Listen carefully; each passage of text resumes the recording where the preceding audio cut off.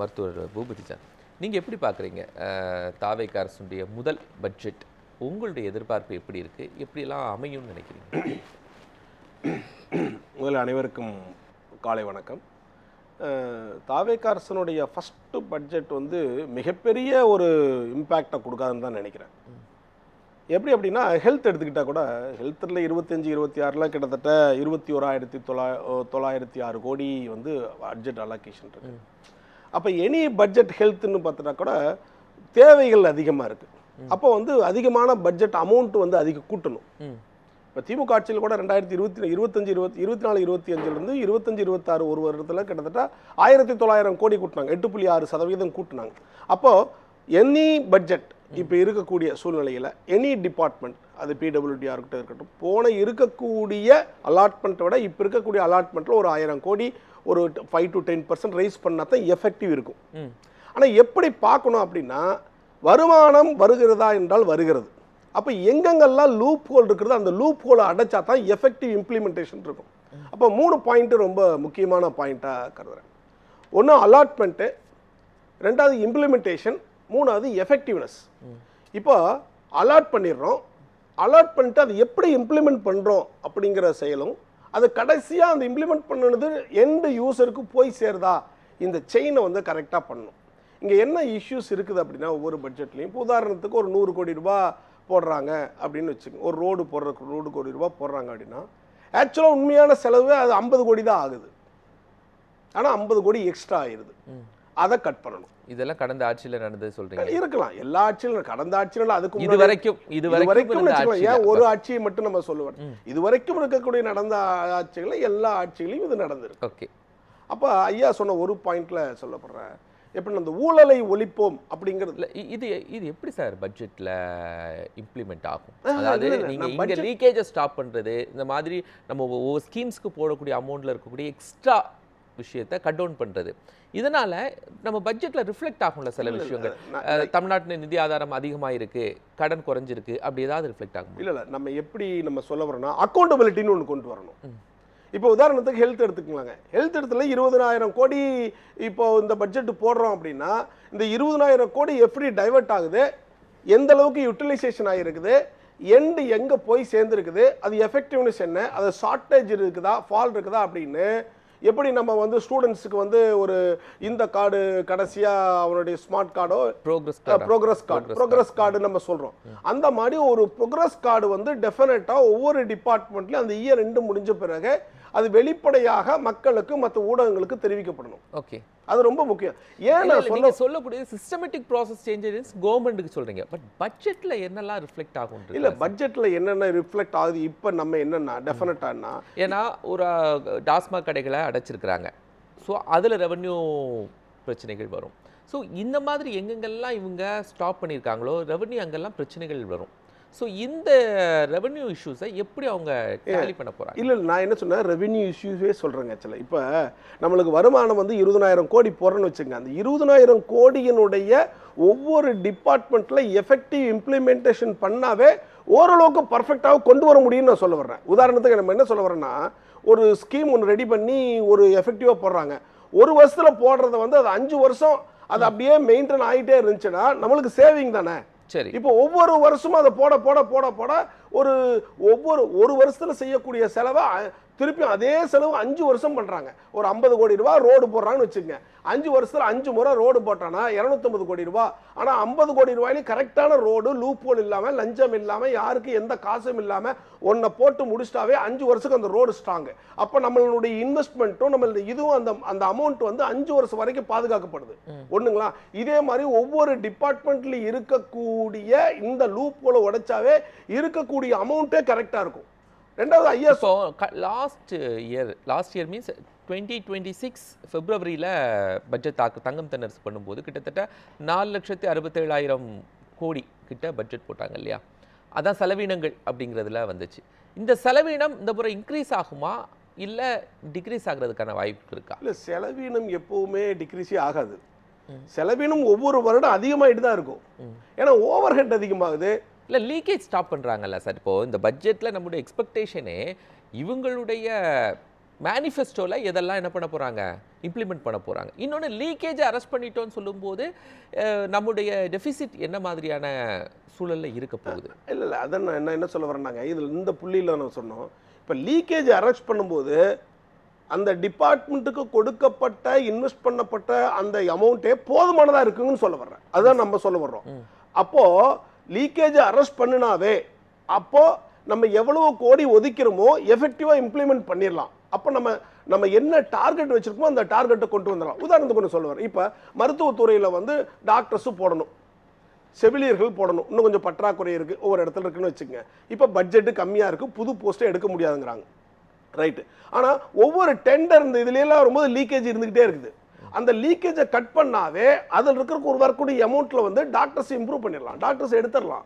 அப்போ இந்த ஆங்கிள் தான் நம்ம பார்க்கணும். அப்போ இவங்க போடக்கூடிய பட்ஜெட் ஒரு 5% இல்லைன்னா 7% போன அமௌண்ட்டை விட ரைஸ் பண்ணினாலும் லீக்கேஜை கட் பண்ணா எங்கெங்கெல்லாம் லூப் இருக்கோ எஃபெக்டிவ் இம்ப்ளிமெண்டேஷன் பண்ணினாவே போடப்பட்ட அமௌண்ட்டே கரெக்டாகி நம்மளுடைய எண்டு டார்கெட்டான நம்மளுடைய கோலை அச்சீவ் பண்ணுவதற்கு வாய்ப்பு இருக்குது. அது ஒன்று. இன்னொன்று என்ன சொன்னார், இலவசத்தை பற்றி ஐயா சொன்னார். இலவசம் என்பது எல்லா இலவசத்தையும் நம்ம வந்து மறுக்கக்கூடாது.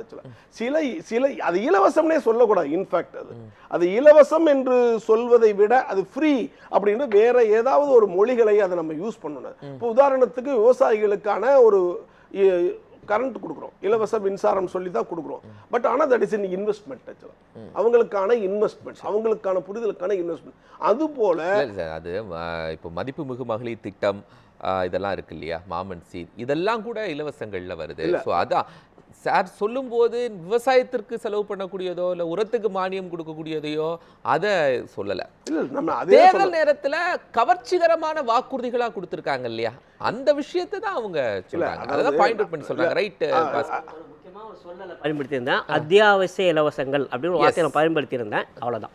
இல்லை ஐயா சார் சொல்கிறது நான் வந்து இலவசங்கள் வந்து அதாவது எலெக்ஷனில் ஜெயிக்கணுக்காக சில கவர்ச்சிகரமான திட்டங்களை வெளிப்படுத்துகிறாங்க, செய்கிறாங்க. அந்த மாதிரி ட்ரெண்ட் இருக்குது. அதை வந்து கண்டிப்பாக தடுக்கப்பட வேண்டும். அதை வந்து நம்ம வந்து திருப்பும் அது மறுபரிசீலனை செய்ய வேண்டும், அதில் மாற்று கருத்து இல்லை. ஆனால் நான் என்ன சொல்ல வரேன்னா, இந்த ப்ரிஃபரேஜஸ் ஒதுக்கி லூப்ஹோல் ஒதுக்கி எஃபெக்டிவ் இம்ப்ளிமெண்டேஷன் பண்ணி எந்த விதமான அது மக்கள் வந்து கரெக்டான வேலைகளை செஞ்சாவே நம்ம இலவசங்களை இன்மால் கொடுக்கல கண்டிப்பாக கொடுக்க முடியும்னு சொல்ல வரேன். சரி, நம்ம பேசுவோம் Boopathi Johnson. Doctor Boopathi Johnson, நீங்கள் என்ன நினைக்கிறீங்க? ஃபர்ஸ்ட் நம்ம நிறைய விஷயத்தை கேபிட்டல் இன்வெஸ்ட்மெண்ட்டாக 5 வருஷத்தில் செஞ்சுருக்கோம் அப்படின்னு சொல்லிட்டு இருந்தோம்ல, அந்த கேபிட்டல் இன்வெஸ்ட்மெண்ட்டு 2026 பிப்ரவரியில் பெருசாக ரிஃப்ளெக்ட் ஆகலை. பட் இந்த ஆகஸ்ட்ல ரிஃப்ளெக்ட் ஆகுமா? ஆகும் சார், கண்டிப்பாக. ஏன்னா எவ்வளவு ஆகும்னு நினைக்கிறீங்க? லாஸ்ட் ஹியூஜ் 5 இயர்ஸா ஒரு ஹியூஜ் ஒர்க் தமிழ்நாட்டில் நடந்துச்சு. நம்மளும் டிபேட்டில் நிறைய பேசிட்டு இருந்தோம்ல, எவ்வளவு இன்வெஸ்ட்மெண்ட்ஸ் உள்ள வந்துச்சு, எவ்வளோ கண்ட்ரீஸ்லேருந்து வந்தாங்க. ஸோ நான் சார் சொன்னோட எம்ப்ளாயீஸ்க்கு நீங்கள் எவ்வளவு அக்ரிமெண்ட் போட்டிங்க, எவ்வளோ salary wages, but we need some growth. அந்த க்ரோத் ரிஃப்ளெக்ட் ஆகிருக்கா ஸ்டேட் கவர்மெண்ட்டில் அப்படிங்கிறது இருக்குல்ல. இப்போ சார் நம்ம ஒன்று சொல்கிறோம், சார் கூட சொன்னார், இப்போ நம்ம தமிழ்நாட்டை கொடுத்து 2025-26 வந்து 11.2% இருந்தது வந்து 10.6 முதல் டபுள் டிஜிட்டில் வந்து நம்மளுடைய ஜிடிபி வந்து ரைஸ் ஆச்சு. அப்போ இது ரைஸ் ஆனதுக்கான காரணம் என்ன? தமிழ்நாட்டில் செகண்ட் பெஸ்ட் ஸ்டேட் சார் நம்மளோட தமிழ்நாடு.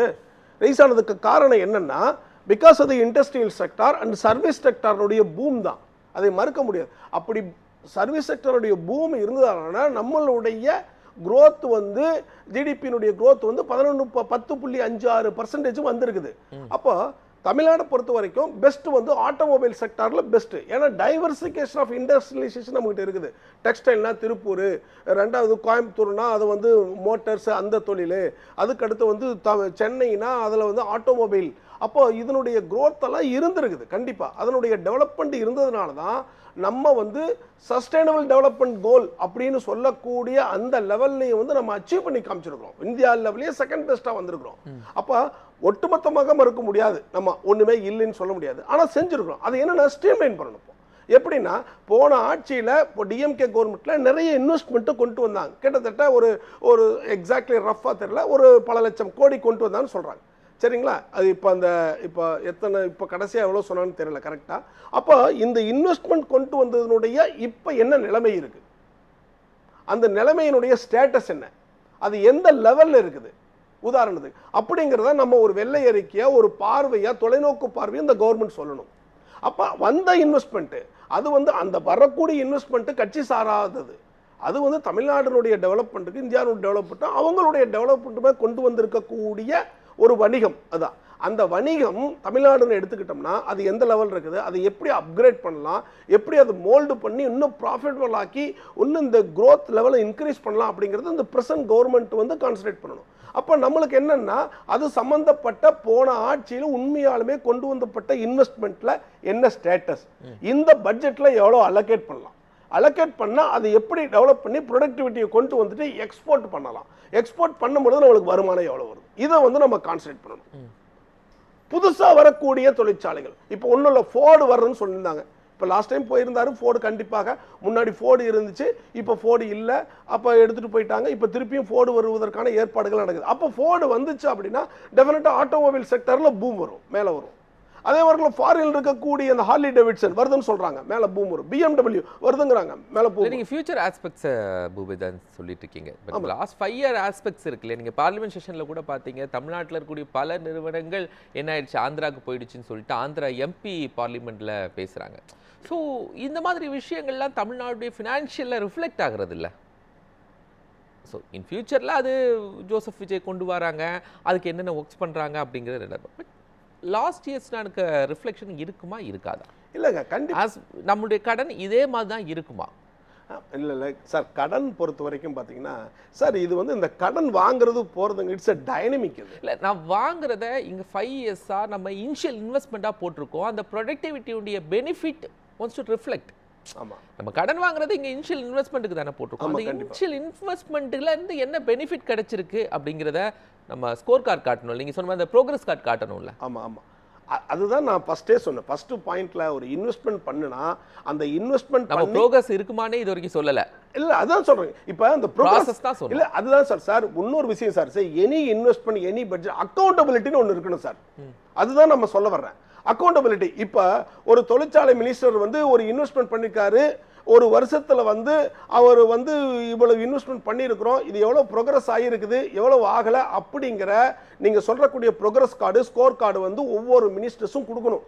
அந்த அக்கௌண்டபிலிட்டி இவ்வளவு நாள் இல்லாமலே இருக்கு. எது சார்? இவ்வளவு நாள் அந்த அக்கௌண்டபிலிட்டி இல்லையா? இல்ல சார், அக்கௌண்டபிலிட்டி எப்படி சார், எங்க சார்? எனக்கு தெரிஞ்ச அக்கௌண்டபிலிட்டிலாம் ஒன்றும் இல்லை. இப்போ ஒரு பட்ஜெட்ல ஒரு செக்ஷனுக்கு அலர்ட் பண்றாங்க, அமௌண்ட் பாகுது, அது உண்மையாலுமே அலர்ட் பண்ணது ப்ராஃபிட் இருக்கா நெகட்டிவ் இருக்கான்னு சொல்லிட்டு ஸ்கோர் கார்டு கொடுத்துட்டு ஏன் ப்ராஃபிட் இல்ல, அவங்களுக்கு வந்து ஆடிட் ஒன்று இருக்குதா இல்லையான்னு தெரியல. அது பொதுமக்களுக்கு சார் ஒரு கவர்மெண்ட் அதனுடைய ஸ்கீம்ஸ்க்கு ஆடிட் இல்லாம சார் நான் என்ன சார் உள்ளுக்குள்ள இன்டர்னல் மக்களுக்காக நம்மளுக்கு வந்து ஒரு இப்போ இல்லை சார், உதாரணத்துக்கு கூட சொல்றேன். ஒரு ஹாஸ்பிட்டல் இருக்கு, ஒரு ஹாஸ்பிட்டல் இன்வெஸ்ட் பண்றாங்க, கடைசியில வந்து ஒரு பேஷண்ட் போயிட்டான், டெத் ஆயிடுச்சுன்னா டெத் ஆடிட் வச்சுக்கிட்டே இருப்பாங்க.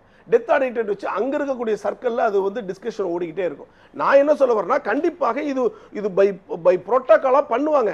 பட் ஆனா வெளியே இருக்கக்கூடிய நம்மளுக்கு ஒரு மக்களுக்கு இதனுடைய டீடைல்ஸ் எப்படி வெள்ளை அறிக்கை அழகா கொடுத்தாங்க. நம்ம அரசு வந்து தவேக அரசு வந்த உடனே இந்த டிபார்ட்மெண்ட்ல இதனுடைய இதுதான்ப்பா ஸ்டேட்டஸ், இந்த ஸ்டேட்டஸ்ல இதுதான் எங்களுடைய வெளிச்சம், இதுல இருந்து நாங்க முன்னேற போறோம்னு சொல்றாங்கல்ல.